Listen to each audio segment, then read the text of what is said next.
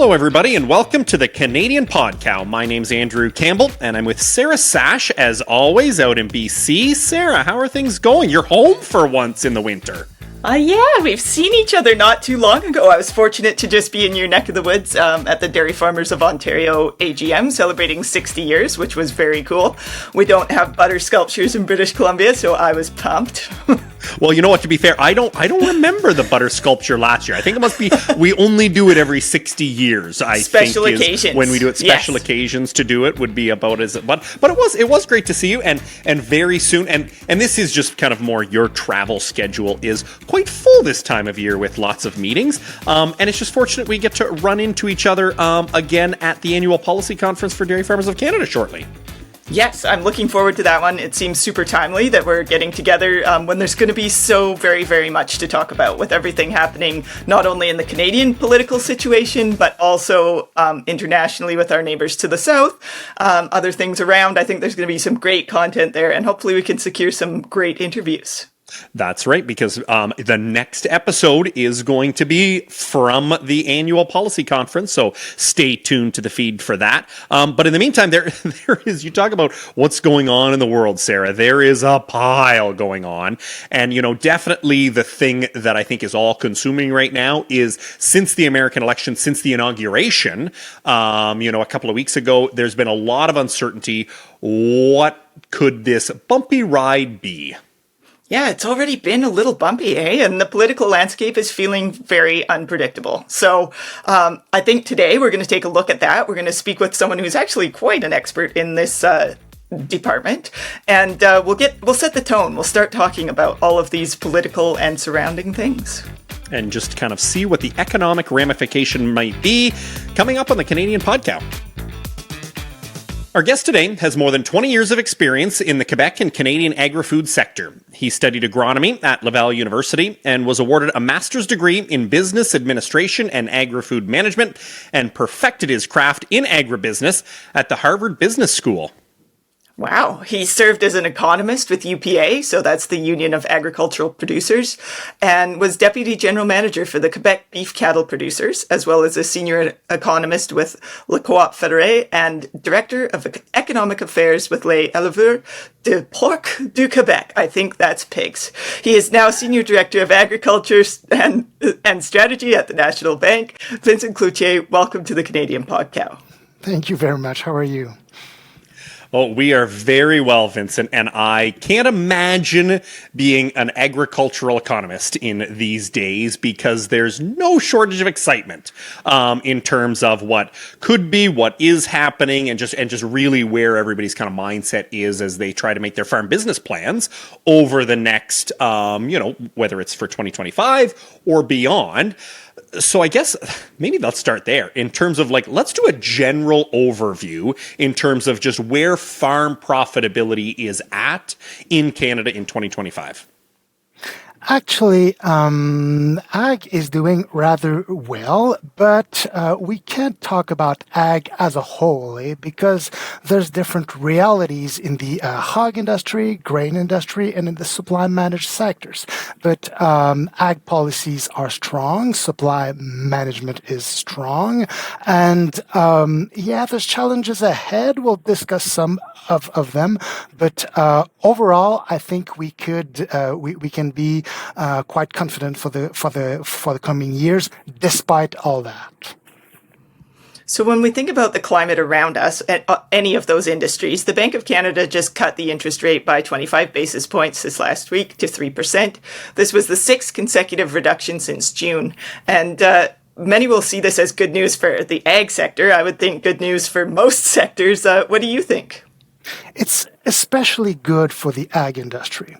And here's why. It takes a lot of capital to generate cash in ag. So for every dollar of revenue, it takes, depending on the sectors, depending on the provinces, between $8 and $12 of assets. So it takes a lot of capital. And when the cost of this capital goes up, it hurts farmers quite a bit. So having those rates going down the way they've been doing for close to 8 months now, I believe, is something that is very interesting, and there's a window of opportunity to start investing again, and maybe there's a window of opportunity to rethink about the way we manage the risk related to interest rates in the coming years.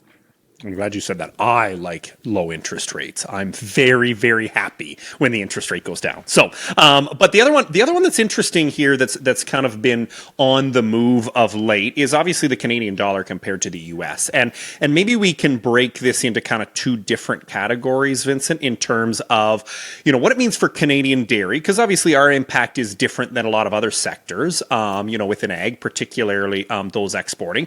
But then a lot are also, whether they're selling grain, whether they're selling beef, are involved in other sectors.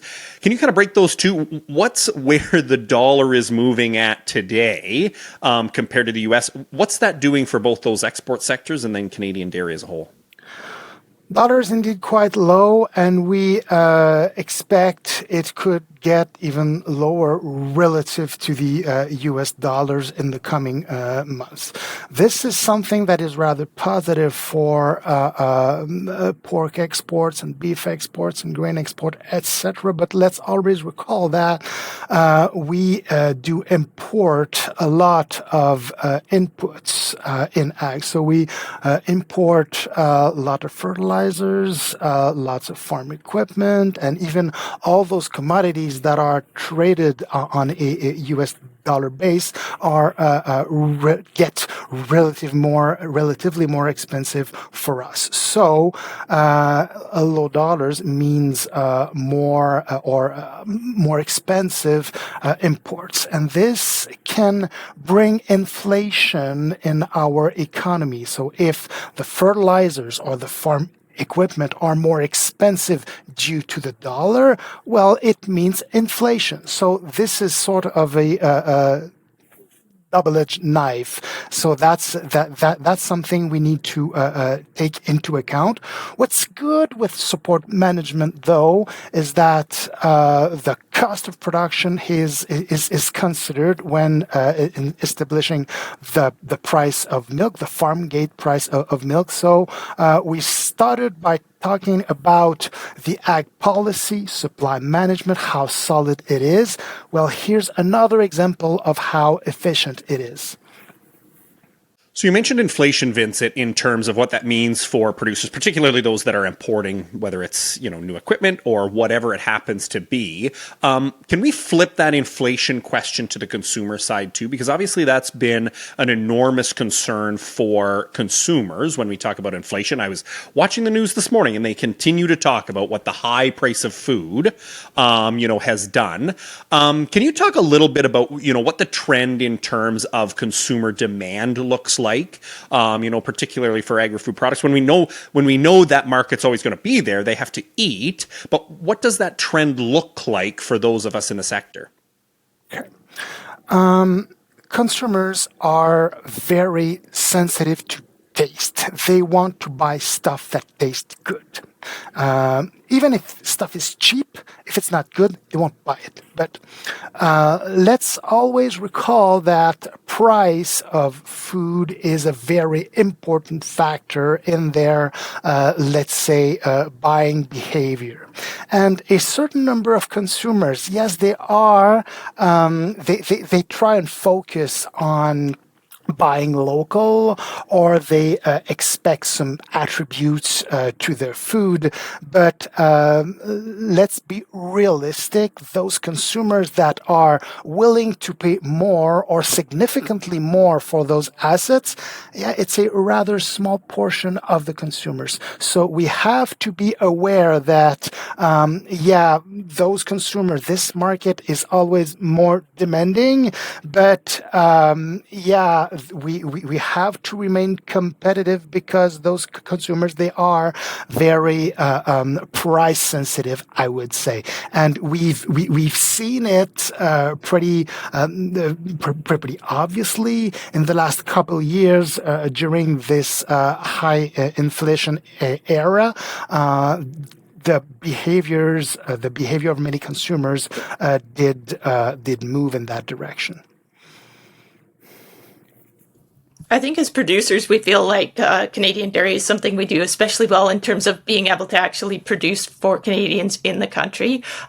So maybe we've got less supply chain disruptions than other industries, you might say. But I'm curious in the ag landscape and surrounding how you would see supply chain disruptions and also labor, which is a major input to being able to produce in the country in Canada. How do you see those things going in terms of labor shortages, supply chain disruptions, and those things that impact our ability to produce evolving in 2025? COVID did recall us that those supply chains can be broken, can be hurt, and can hurt us. And since then, things got back to something more normal. But here's a fact, or here's a let's say sort of boring provision. The risk in this business environment is important. Geopolitically, things can get worse than they are, and they could affect the supply chains as well. So we need to be ready for anything. This is something new in this world. And in terms of labor, yes, we need labor on farms, and a significant part, and even growing part of this labor comes from Central America now, and this is crucial to our farms and businesses. And let's hope that we will be able to rely on this workforce in the coming years. But let's always recall that there's a risk there, and COVID did remind us that having those people in and out the country was a challenge, and it could get or it could be a challenge again. So those risks, they are not going away. I would like to be, let's say, more positive on that, but I believe that we live in a riskier environment than before. Riskier environment. That seems like a really good segue, Vincent, into a topic that I think we've set a record. We've spoken for a little over 10 minutes now, and we've never said the word Trump yet. A new Canadian record, I think, for this week, because obviously the elephant in the room is, what is Donald Trump going to do? And you talk about risks. There's a lot of big question marks. In the next few days, there's talk of tariffs on Canadian exports, coming for that 1st of February. Let's go through a couple hypotheticals. If that does happen, whether it is the first or after, what's it mean for Canada? First of all, let's say what level of tariffs on what goods and for how long, we don't know. And does he even know? I'm not sure. So let's prepare for the worst, hope for the best. Let's talk about the worst. Okay, 25% tariffs all across the board. First of all, we don't believe my colleagues. General economists, they do not believe it's a base case scenario. The inflation that would arise from that scenario in the US would be terrible, and it would, let's say, offset the gains from the tariffs themselves. So this is not a likely scenario for us. Should it happen, it would seriously hurt, let's say, the hog industry, the beef industry, the maple syrup. On a per capita basis, we are one of the largest food exporters in the world. So should that happen, it would be bad. Will that happen? There will likely be some tariffs at that level. We do not think. So we have a lot of different exposure, I would say, in this situation in the Canadian dairy industry than some of those other industries you've mentioned. And we don't actually really know here what Donald Trump is after, but we know he's targeted Canadian dairy in the past. And I'm curious in terms of your insights on how you think it might go this time. Not that you would know, but from your perspective, how if Canadian dairy is still considered a target and why you might say that would or wouldn't be. Okay. First of all, let's talk about this global environment as a whole. Okay. I believe that we are going back into a more protectionist era. When you take a look back at those last 30 or 40 years, I mean, there was a lot of globalizations, WTO, FTAs, those CETA, CPTPP, etc. There's a sort of a backward move now. Okay, we are going back into a more protectionist environment. My question for you, my question for us, my question for everybody is how is supply management coping with such a business environment? My answer is that it fits pretty well into a more protectionist environment because it is a very protectionist system. So for those who would say or think that supply management won't go through the second mandate of Trump, I'm not there at all. I don't believe in those catastrophic scenarios. Now, do we believe or do I believe in status quo? Not at all. I think something will happen. Now, what is it going to be? We had an idea of it recently when the upcoming Secretary of Trade was questioned by the Senate, so Mr. Lutnick. So he talked about dairy farmers. He said that dairy farmers in the U.S. were unfairly treated by Canada. Whatever. So we will find out what it means. I have a couple ideas of what it means, though, and if you want, we can share some thoughts on it. Please, I would love to know.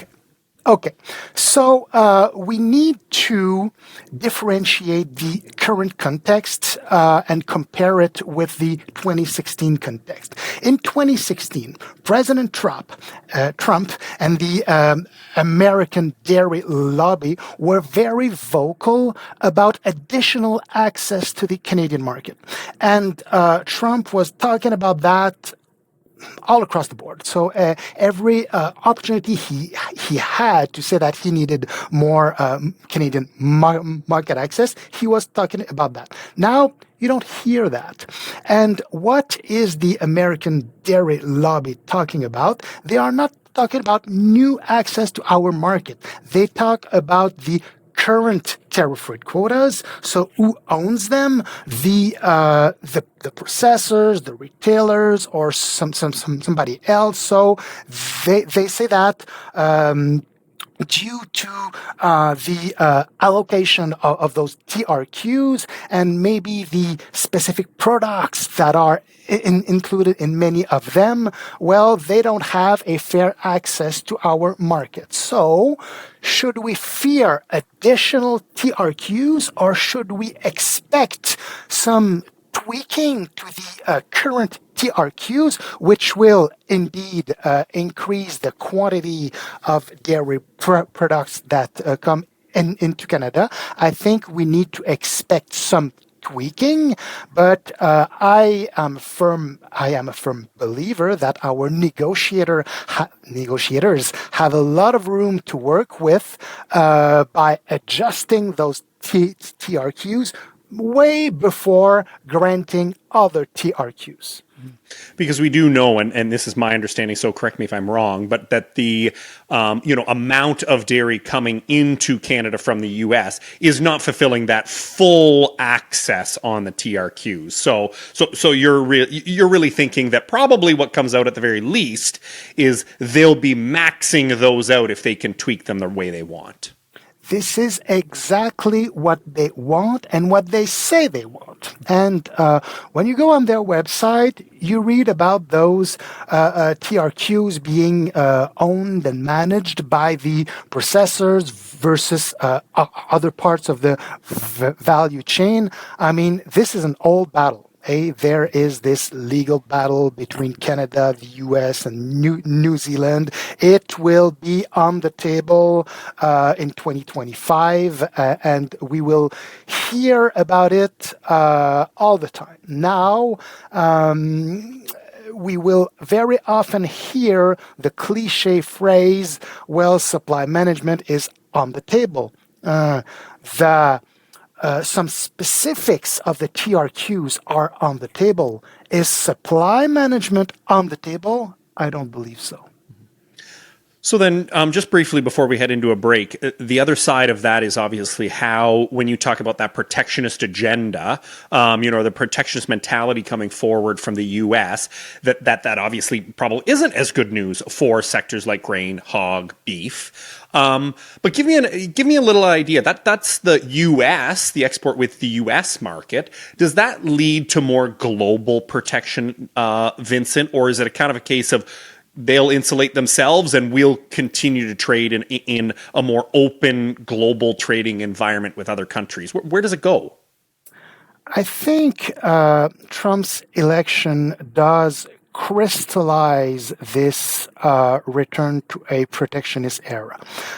We've felt it for quite some time, and I don't believe this is something absolutely new, because it's just the continuation of a trend, and I don't believe it is an only U.S. thing as well. So it would bring us to let's say, try to reinforce commercial bridges with our partners. We need to do that because we need to export food. And despite those fears that I have regarding a more protectionist world, there's a very harsh reality that does not go away. And here it is. For decades, North America and South America have produced more food to feed people in Southern Asia. I mean, this is something that could be, it's more complicated than that, but those flows have been growing for decades now. And you know what? They will need to keep growing. So despite those barriers to trade, food will have to move, and we are in a good position to keep producing food. And I mean grain, I mean canola oil, I mean beef, I mean pork, I mean maple syrup, etc. We are in a good position to keep feeding the world in those export sectors. Well, you've certainly piqued our interest with positivity on the opportunities ahead. We need to take a quick break, and then we'll dig deeper into what we can expect in the months ahead. Stay right there.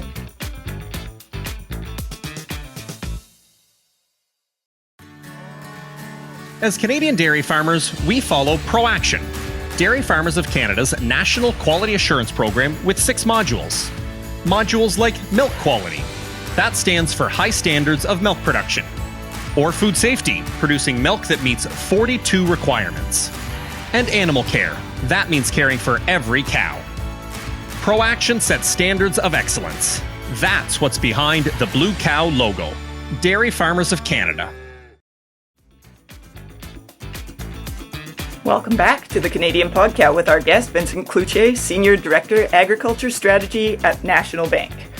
Vincent, when it comes to trade, we know Donald Trump wants to reopen CUSMA. It was supposed to be a review. Now we feel like maybe it's going to be a renegotiation. No matter what, there's a scheduled review of the deal in 2026. So I'm curious what your perspective is on the potential risks for supply managed sectors, including dairy, in this whole process specifically. Because, I mean, there's all kinds of things that might come up for Canada, but specifically on supply management, what are you seeing going forward? So, if it's only a review, we are likely going to see some tweaking in the TRQs first. More TRQs. We cannot exclude that, but to me, it's not the base case scenario as we were talking before. The American dairy lobby wants to see some adjustment to who owns those TRQs in Canada, either the processors, the retailers, etc. So we might see some changes there, but we cannot exclude new TRQs, even if it's not the base case scenario. Now, should it not be a review, but let's imagine President Trump would like to tear this deal that he signed himself in 2020 and then start from scratch. That would indeed increase the risk we face in such a negotiation. But just as for these tariffs we did discuss earlier, we do not know. So let's wait and see. Let's prepare for the worst, hope for the best.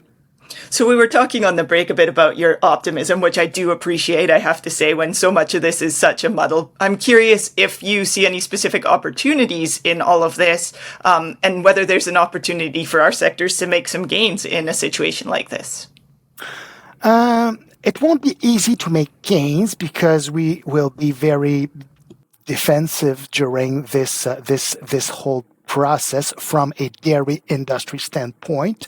But as per let's say, the curious things that did arise from this 2020 COSMA ratification, there was this curious solid non-fats export cap, So we have to declare to the U.S. How much skim milk powder we do export, and if we do exceed some cap, there could be some fines. Well, that is, to me, highly curious. Could we get rid of that? This is maybe some of the gains we could do through some negotiations. And let's always recall, we are a small country, they are a big country, but if this is going to be a negotiation, and Canada has a lot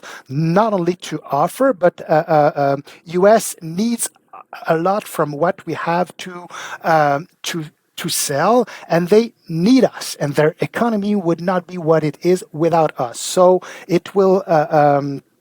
I think that we have we can get into this negotiation with a certain level of confidence, even if we need to remain very realistic when dealing with a guy like Donald Trump. So as we do kind of, realize that potential, for both, I think this goes both ways in terms of, how can Canada's dairy industry work collaboratively with other sectors to strengthen the position, as you said, that Canada is in, and make sure that they know the position Canada is in, and how can other sectors work with dairy so that really what does come out of it is the best deal that can actually be had in, in some very unknown times. Well, we've seen it forever, right? Those supply managed sectors, they work very well together. Eggs, turkey, poultry, dairy. And what's been extraordinary to me during all those years, now decades, in the ag industry in Quebec and Canada, is to see those supply managed sectors and export sectors working together to try and maintain this balanced position. And this is very tricky because in these supply managed sectors, you want to protect the market from the imports. And when you are a beef or maple syrup producer, well, you want to open markets as much as possible because you need to export. But I've seen those people working together either here in Quebec through the UPA or at the Canadian level through the CFA. I've seen them working together for decades. And this is, to me, one of the most important keys for further success. So when you speak to that length of experience working together and trying to sort through things like this in the past, are there lessons learned from past trade disputes and negotiations that can help farmers and processors prepare for potential market disruptions coming our way? Yeah, there is one very important lesson, and we have a phrase in French, prends ton gaz égal. It means take a deep breath here, okay? We now know Donald Trump.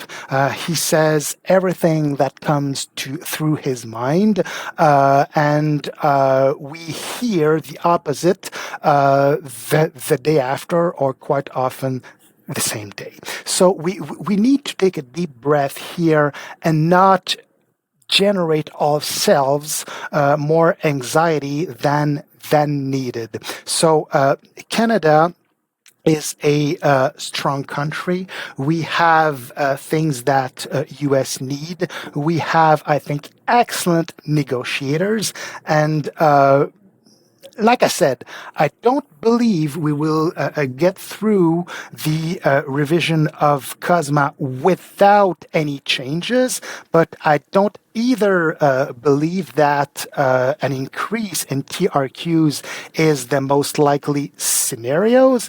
And for those who would say that supply management won't go through this mandate, I mean, I'm not there at all. I don't see such cataclysm on the horizon. Well, I love that advice, Vincent. I think just that, take a deep breath, because there is so many unknowns. It really does become hard to prepare or make a plan or do anything when we don't know. One of the things we have heard from government, though, is that if something does happen, they're prepared to come to the table with COVID level supports in terms of helping Canadians. And I know we saw that in, certain sectors through COVID. I guess what I'm curious is, what do you think that looks like in the agriculture sector? And what is there any kind of crystal balling in terms of what, people in all stripes of agriculture may or may not be able to expect if they do come to the table with supports? Well, let's say, or let's assume there would be additional TRQs that would be granted to the U.S. This is not what I think will happen, neither what I hope will happen. You will understand that. But if that happens, we can be confident that those will become compensated the way former concessions have been compensated. Now, let's assume there would be tariffs on either pork or beef flowing from Canada to the U.S. Government would need to support the industries, the whole value chains, to ensure a level playing field. And I think the key expression here is level playing field. And how will either tariff retaliation or any kind of support will ensure those level playing field? It is my understanding as a citizen who listens to the media that our government has a plan. I don't know what is this plan. Nobody knows, but nobody knows what will be the attack either. So we need to be confident that this plan will ensure a level playing field. If not, it's going to be our responsibility as an industry to tell it to the government just to make sure the appropriate corrections are made. So what about banks and other financial institutions in this situation? Do you think they'll adapt their lending practices to support farmers who are facing economic uncertainty? And I mean, we didn't introduce ourselves a lot at the beginning, but I'm from BC, and I think a lot of economic uncertainty is happening here already without all of these things. So producers would be really interested to know what you think that banks might do in a situation like this. My employer, a bank, did adapt its products, strategy, and approach in 2020 when COVID hit. I often say that we are not in a lending business or deposit business or rating business. We are in a people's business. Our job is to understand what our clientele is going through and help them going through those situations and help them implementing their short and long-term strategies. So despite what could happen in the next couple weeks, month, or 4 years, ag will have a long-term strategy and farmers will have a long-term strategy. It will be our responsibility to support our clientele during the current, let's say, turmoil, because there might be some turmoil ahead, and then how we can better prepare ourselves for the future. And we need to, I think, the next 4 years, maybe now 1,300 days, many of us count them, but they will come to an end at some point. Trump will no longer be the president in 4 years from now, but I don't think it's going to be the end of Trumpism. So this whole new era in terms of business relations at the world level, in terms of protectionism, maybe won't go away. So we need to adapt, and National Bank will do it. Well, Vincent, I really appreciate you taking the time today. I think it's one of those things of when you do look at so much uncertainty, I'll go back to the fact that, when you said take a deep breath is really good advice. Definitely hope for the best, plan for the worst, I think is another really good one. But, and start Xing the days. 1,300, I guess, is where we're at. 1,299 now. No, but I think just recognizing, that things, as they've always done in our industry, are up to change. I'm going to share your optimism and think that all of us in Canadian dairy are up for the challenge. So, Vincent Cloutier, thanks very much for joining the Canadian Podcast. Andrew, Sarah, thank you very much.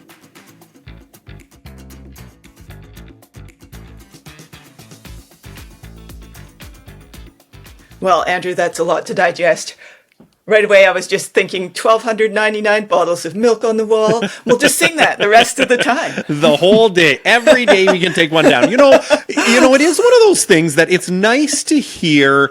Vincent clearly is an expert. He spends so much time, focusing on listening to all of those things. A lot of the stuff that he said, I've heard before, but it's nice to attach his optimism with it, and just to have that, like, okay, we just need to take a break, because you do get so, for me anyway, you get so consumed by, well, what could happen? How do we handle this, when we really don't know yet? So it probably is a better case to just kind of, not necessarily sit back, make a few plans in there, but not let the anxiety get to us. Yeah, that's for sure. I think just the amount of talent and knowledge that surrounds us around the dairy industry, when you think about all the lenders, all the different supports, and the amount of technical detail that those folks know about our industry that we just don't see on the day-to-day is amazing. So I really enjoyed that part. I really did too. And I think it's one that, certainly as we do go through these, kind of times where we don't really know what will happen, I think it'd be a great idea, Sarah, to draw on some of that expertise and try to bring some of that information in. So we'll have to make sure we bring Vincent and others back on to talk about that kind of stuff. I love talking about it. So especially if they have positive things to say. It helps. So that said, if you have any comments on this episode or suggestions, you should write to us. We would love to hear from you. We're on Facebook and X. We also have opened a brand new account on Blue Sky, so come give us a follow there. I might actually have to make myself an account over there, because I don't know. We're so trendy being on Blue Sky, Sarah. I knew we were leading edge, but this takes it to a whole nother level. You can search for the one and only Canadian Podcow. You can also write to us directly, podcast@canadianpodcow.ca. Thanks, Sarah. And to our guests, Vincent Cloutier from the National Bank. Our production team is Bruce Sargent and Carl Bélanger. And special thanks, as always, our sponsor, Dairy Farmers of Canada, for making all of this possible. And of course, we'd love to thank you for listening to us. We know that's a task some days, but it's a valuable thing to do, and we love having you. We'll talk to you soon on another episode of the Canadian Podcow.